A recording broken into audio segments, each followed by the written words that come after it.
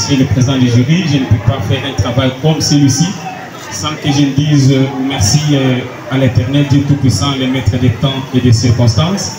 Après vous avoir remercié, ainsi que vous entendez aujourd'hui, c'est un fruit du courage et aussi de la détermination d'atteindre les objectifs. Lesquels objectifs de vivre l'excellence, mais aussi de plaider la cause des opprimés. C'est comme ça qu'à l'un des méthodes exigées pour le choix d'un sujet de travail de fin de cycle, bien entendu, où nous avons la méthode documentaire qui constitue ou qui consiste à lire les ouvrages pour faire le choix d'un travail scientifique, il y a aussi la méthode d'observation. Et c'est cette méthode d'observation que nous avons trouvé utile qu'on fasse et que l'on puisse opter. Nous avons opté la méthode d'observation des faits de notre société, de ce que nous sommes en création des règles de la détention préventive face au respect des droits humains en droit congolais, cas des juridictions du territoire d'Ngandanjika. Alors, ce travail, hormis l'introduction et la conclusion, ce travail est divisé en deux grands chapitres. Les deux grands chapitres qui constituent ce travail, le premier chapitre parle du cadre conceptuel de la détention préventive et aussi des droits humains. Et après celui-là qui parle du cadre conceptuel de la détention préventive et des droits humains, droits de l'homme bien entendu, comme on veut que l'on parle. Nous avons aussi parlé dans ces chapitres ou dans ces travaux, nous avons aussi parlé des incidences du dysfonctionnement du tribunal de paix de Ngandanjika. En parlant du cadre conceptuel de la détention préventive, nous avons parlé dans ce cadre, nous avons parlé bien sûr de l'importance de la détention préventive. Après avoir parlé de l'importance de la détention préventive, nous avons parlé de la nature juridique de la détention préventive. Après avoir parlé de la détention, de la nature juridique de la détention préventive, bien entendu, nous avons aussi parlé dans ces chapitres des sources de la détention préventive. Quand on parle de la détention préventive, d'où vient-elle?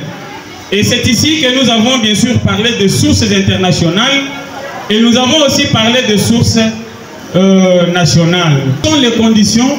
Quel est le processus à suivre? Alors qu'à cela ne tienne, avant que l'on nous parle des conditions pour parler de la détention préventive, nous avons aussi aimé que l'on parle ici de l'autorité compétente de la détention préventive. L'autorité compétente de la détention préventive. Est-ce qu'un officier de la police judiciaire? Est-ce qu'un officier, donc un magistrat du parquet, un chef de secteur, qui est l'autorité compétente chargée de la détention préventive?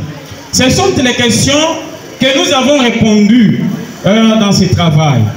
C'est ainsi que, vu Njika est en train de traverser d'un pouvoir très exorbitant, des personnes qui se croient autorité de placer les inculpés en détention préventive, nous avons trouvé normal que l'on puisse éclairer l'opinion, que les magistrats des parquets, que les avocats, que les familles des inculpés sachent qui est la personne compétente, qui est l'autorité compétente pour placer l'inculpé en détention préventive. C'est ainsi. Malheureusement, il est fait que dans la pratique quotidienne de nos parquets, certains magistrats ont fait de la détention un principe. Aussi longtemps on dit que la liberté c'est une règle, mais la détention une exception. Ce que nous pouvons appeler aujourd'hui comme une exception, c'est ce que les magistrats de nos parquets sont en train de considérer comme un principe.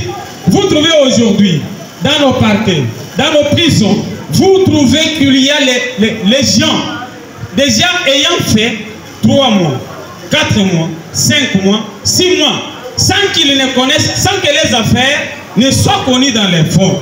Est-ce que conformément à la loi, est-ce vrai ou faux? Conformément à la loi, qu'est-ce qu'il faut faire? Combien de temps faut-il placer un inculpé en détention préventive? Ce sont les questions majeures que nous avons pu traiter dans notre travail. C'est ainsi que nous voudrions, peut-être pour ne pas abuser du temps comme nos minutes sont imparties, nous voudrions vous demander, Monsieur le Président, que vous nous accordez un peu de temps, justement pour vous faire une petite lecture de la conclusion de notre travail qui touche nos cœurs, dans le sens que nos frères et sœurs sont en train de souffrir.